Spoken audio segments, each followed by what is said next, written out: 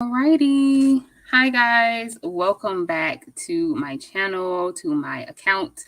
So thank you so much for tuning in. So again, in connection with Open Mic October, we're going to be talking with Miss Sarah Larson about Amazon KDP and how we can get started, or how she got started, and what we can do to kind of imitate her success. So for those of you on Instagram, is unfortunately going to be like an audio version. So if you want to see Sarah too, just join us here on YouTube and feel free to ask any questions you may have. So let's welcome Miss Sarah. Hi. Hello. Thank you again for coming aboard. Just how I ran across you, I think I first saw you on YouTube, and I saw you just started YouTube not too long ago and already having a lot of success with that, talking about Amazon KDP. And again, I've mentioned that's something I want to start and I'm looking to uh, get better at. So I tried to do it on my own, but you always need some kind of assistance when starting something new. Yeah. So is there anything you would like to introduce yourself or tell us a little bit about yourself? Sure. So it's always kind of complicated to introduce myself because I do so much like random stuff. But I'm a proofreader. I'm very much so like in the publication industry and all of that. Like I'm a total grammar nerd. So like that's how I kind of got my start. And then I got into YouTube and like doing Amazon KDP because a part of me like proofreading is so analytical and grammar and everything, but I love design too. So I really wanted to get in that, and I discovered like just Amazon KDP at one point, and I was like, oh, like I can do that. And so I tried it out and I kept working at it, and like now it's grown a lot, and I've wanted to share with people what I've learned, and so that's what I've been doing through my YouTube channel. So I do a little bit of everything, but like Amazon KDP is definitely like what I'm into right now. That's good. I can definitely understand you with getting into a little bit of everything. That's kind of Mhm. where my mind is right I now. feel that, yeah. Just getting into a little bit of everything and Yeah, diversifying your income. That's not a bad idea. absolutely. Yeah. So, do you have like any background in design, or is that just a passion of yours, or did you get training in that? Yeah, so I've actually like I don't have like an official background in design. I consider it somewhat unofficial just because like I've always like loved design, and so I've just done little things here and there. Um like I don't think I've done too much like officially in design. I've just always kind of had a good eye for it. Like I love color and I love just bringing things together and just like creating designs. I think I've taken like a class or two through college, like on design, but like I don't have anything like fancy like in design. Mhm. So it's kind of just something I've always enjoyed and been like I consider myself to be pretty good at it. So yeah. I I feel that way too. I took web design in high school. Mhm. And it's just something that I've always liked, but never wanted to kind of pursue. So I didn't further that training. But as I start getting more into like building my online presence, is something that I'm starting to love again. So Yeah. that's kind of something how Amazon caught my eye as well. But so you don't really need any experience to get started or any official training or skill to get started with Amazon, right? Yeah, you definitely don't need anything like official. I think it's good to like at least have an understanding like in some things. Like it's good to like already have a good eye for design and already understand things like SEO, search engine optimization, because that's where you're going to get your sales. You want to make sure that you're able to get your foot through the door, and then like if your design looks good, then you're able to get a lot more sales that way. So you don't like necessarily need any experience, though. Definitely, like it helps a ton, especially like with design, because I've seen a lot of like people trying to make it with Amazon KDP, but their designs just are kind of lacking. So Mhm. I think design is one of like the biggest aspects, because obviously if your design doesn't look good, like no one's gonna want to buy it.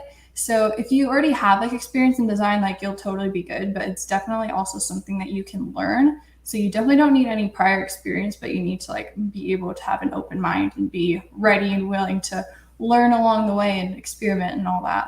So Yeah, definitely. So that's great. So just to get into some of the nitty gritty about the KDP.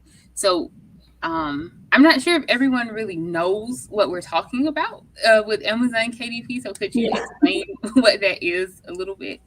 For sure. So Amazon KDP, well, it's through Amazon. KDP stands for Kindle Direct Publishing. That is Amazon's, basically their self-publishing platform. Through KDP, you can just publish pretty much any type of book that you want. They do ebooks, paperbacks, and now they recently released hardcovers.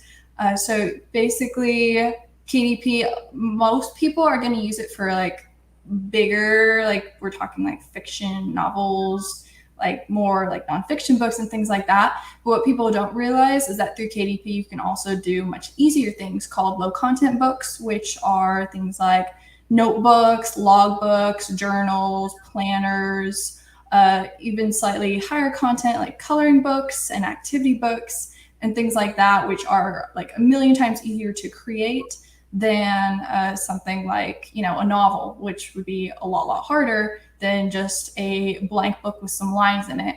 So it's a lot easier to sell and a lot easier to get into. And like all you need is an account with Amazon, and then you can get started. And it is super duper easy to just create, and then see what happens from there. So, yeah. Nice. So pretty much just need an Amazon account and a computer and an open mind to get started, you know? Yes, definitely. So you mentioned too, there are so many different categories of things to sell with direct publishing. So is there best to have like a niche to start, or just try everything and see what sticks? Yeah, personally, I would recommend, at least when you get started, to at least experiment with like a lot of different niches, because like, I don't know, it's good to find out like what you enjoy making the most, because you should at least like enjoy like designing what you're doing, and then like figure out what does the best for you, like what makes the most sales. So you want to make sure it's something that does well for you, something that you enjoy doing. But one thing that's also like really good to consider is that niches and sales in general just kind of ebb and flow throughout the year. Like it fluctuates depending on like the time of year that it is. Because I mean, right now we're coming into Q4, so we've got Halloween, Thanksgiving, Christmas, New Year. So there are a lot more niches to experiment with. So it is good to have a niche, but it's also good to experiment with other niches. And it's especially like when it comes to niches, like one thing I think about as well is branding for your KDP business. You can like try a bunch of different niches, like under different, well, like just different niches in general. And then you want to make sure though that like along with your branding that you kind of keep the same like look, style, theme, feel, that sort of thing. But like if you want to try something totally different, you could even just do a totally different name and like kind of start a little like a smaller brand, just to, like give that a shot and see how that does.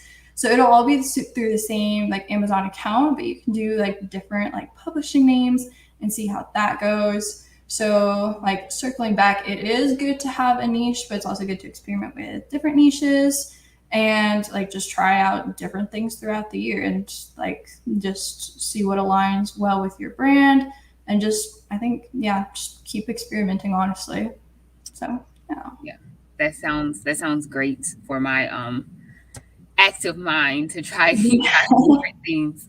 So again, for those that are just joining us on Instagram, it's a bit of an audio interview, but if you want to come and see Sarah's beautiful face, then you can join us on YouTube. So again, so that's great to know about niches and just being able to try different things. Yeah. So where would you suggest someone, if this is their first time with design, or they don't have any idea about creating books, so where would you recommend they start? So like definitely when you're first getting started, like you want to at least like create your first book. So I definitely recommend like at least like, you know, watching a tutorial just to figure out exactly like all the back ends, like figure out how to create and then publish your book. Because obviously you want to know how it works like on KDP's end and make sure that you can publish it there. But especially like when it comes to design, if graphic design is something that doesn't like necessarily come naturally for you, like that's definitely something you should experiment with first, and just try like a bunch of different things, kind of like what I was talking about, just experiment a lot.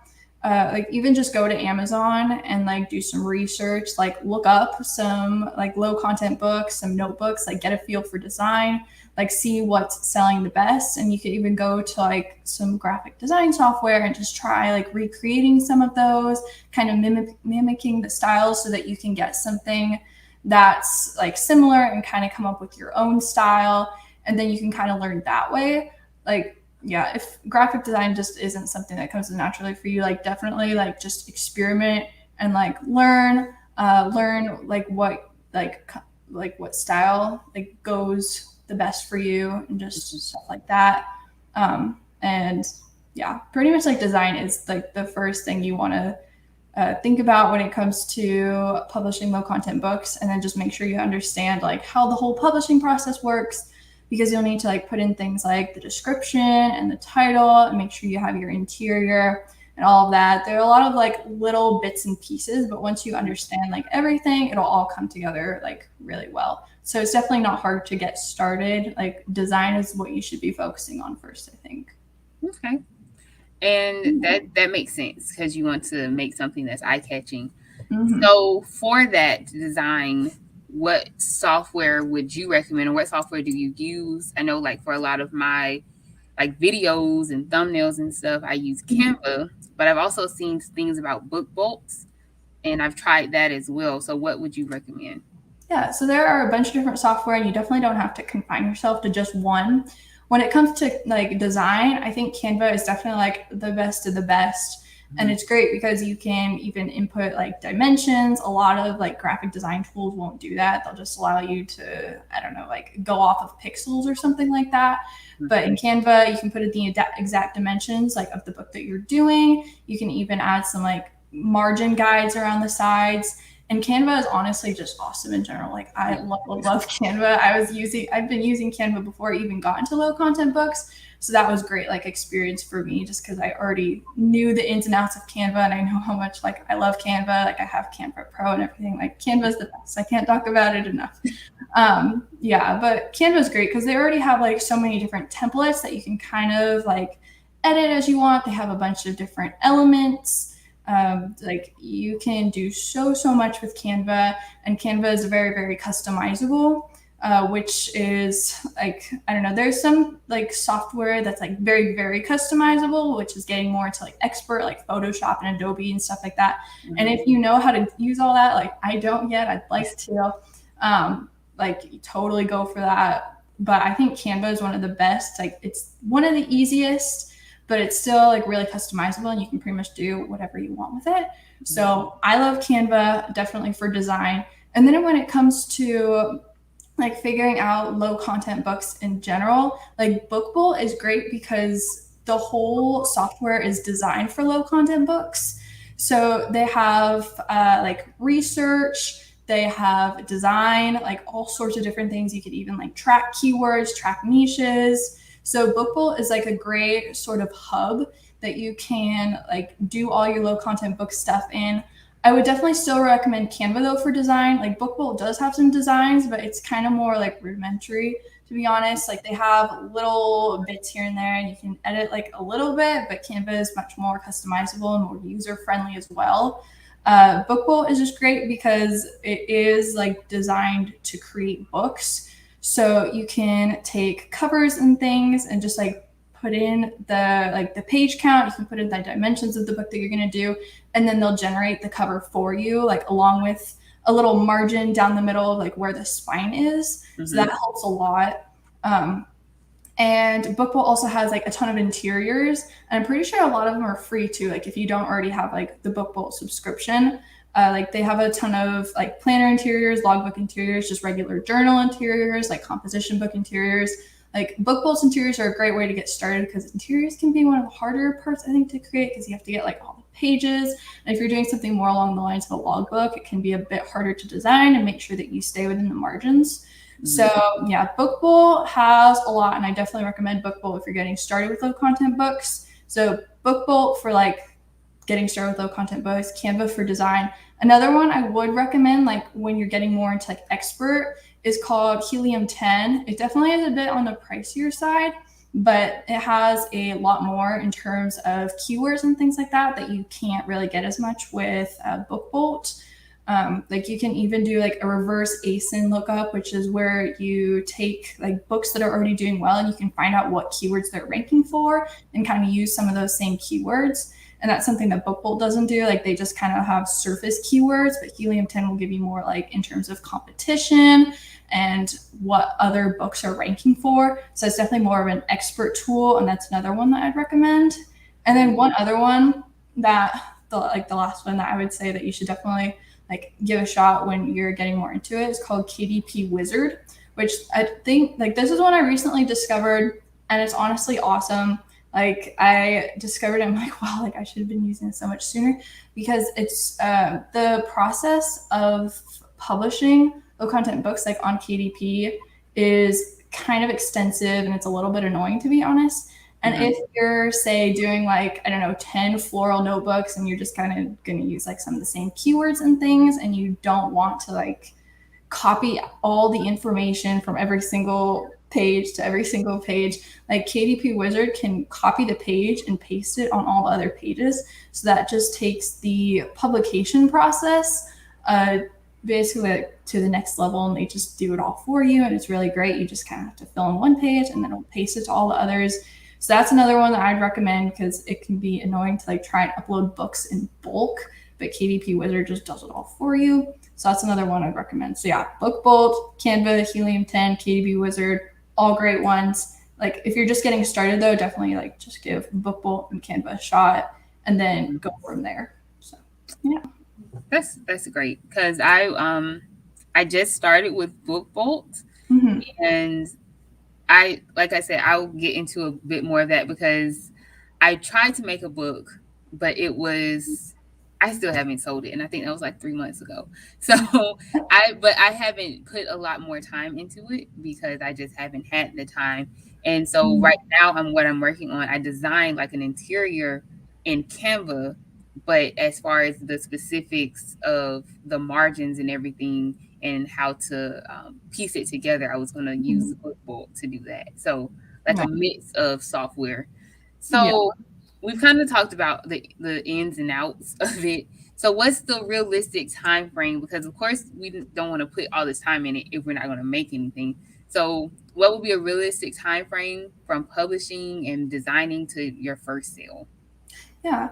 So I'd say that definitely depends a lot. Like I hate to say it, but there's definitely no like from point A to point B, like an exact like number that you're most likely to get, because a lot of it again does depend on like design and keywords.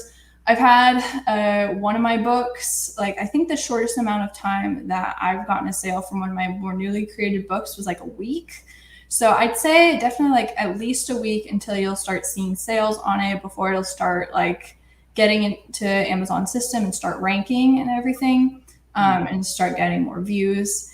But also like, who knows, it could take 3 months, a year. It might not even ever sell. Like I think a lot of the time, like quantity and quality are both aspects I think to think about when it comes to low content books. You want to like keep experimenting and publishing plenty of books, but you also want to make sure that you're putting in the time to create like high quality books.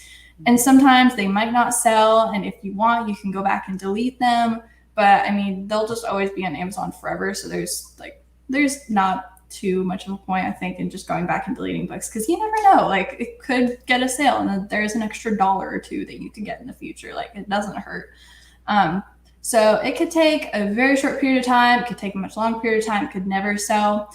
But yeah, I mean, I've got the bulk of my books, I think, like haven't sold yet. They might sell in the future. Like I have high hopes, I think, for them. But even if they don't, like the ones that like have sold, like have continued to like make a lot of money for me. So I think it just comes down to like experimenting with a bunch and then find out what's selling the best for you and just kind of keep creating more like that. Yeah. So honestly, you never know, but I'd say just keep experimenting, keep seeing what works best for you, and then just go from there. It could take a short period of time, could take a long period of time. So just keep working at it. That's great. That's great. And I don't know if we mentioned this. I don't think we've mentioned this question, but what would you say is the uh pay, like, I guess you could say, or the pay to time ratio with this designing and publishing? I would consider like one of my favorite terms when it comes to like anything passive income. Like I always just kind of think of it as a snowball effect. At first, you're probably going to be spending like a lot of time. You're going to be plugging away like a lot of hours into creating, designing, publishing all sorts of low content books. And at first, like it might not seem like what you did was worth anything, but if you wait a little bit, you're likely to get more sales. And then as you get those sales, like keep creating things around what's doing well. And then hopefully you'll keep making sales. And then what's great is I mean, as long as Amazon doesn't like explode, like you'll keep making sales like until the day you die. So it's kind of nice. And I would say that, paper ratio is good, especially if you keep working at it. But I mean, it's one of those things like you work at it once and then it could continue to make sales for you for like forever. So like I love like just making content in general just because it's evergreen. Like it'll always be on Amazon, people will always be buying it, and like you don't have to worry so much about it. Like once you put it out there, like it'll just keep making money for you. So yeah, it might feel like it takes a lot of time at first, but like once you start getting the ball rolling, like the money will just keep coming in, and then it'll just get a lot easier, and you'll figure out what works well. And then once you just go from there, like snowball effect, it'll keep rolling, and you'll keep getting more money. So So it definitely sounds like something lucrative. I think I've seen on your channel too that you made like hundreds in a day from KDP. So it's definitely worth putting in the time. I put your socials up already because we got a comment from Hustle Bay asking for your social. So I think they're all correct. For your IG, YouTube, and your website. yeah, So that's all right. yeah. So I think that is all the questions that I have today. I think your answers were very helpful. Hopefully I can try to implement some of this myself and see Yeah. what I can do for this in the future. But definitely something we have to keep at. So maybe just designing when we have a few extra minutes, or Mhm. an extra weekend to do that. So Oh yeah, definitely. is there anything else that you would like to say, or say about your channel or the resources you have?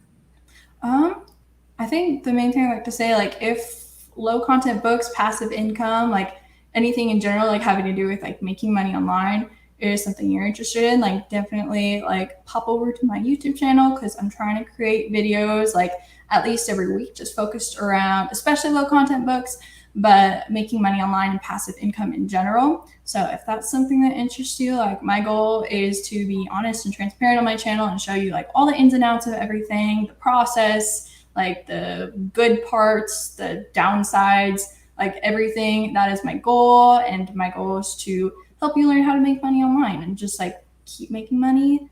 And yeah, so if that is something that interests you, definitely check out my YouTube channel because I am continuing to make more and more videos and I'm enjoying it, and I'm enjoying helping people learn more about the process. Well, thank you. I know that is something that I'm definitely interested in.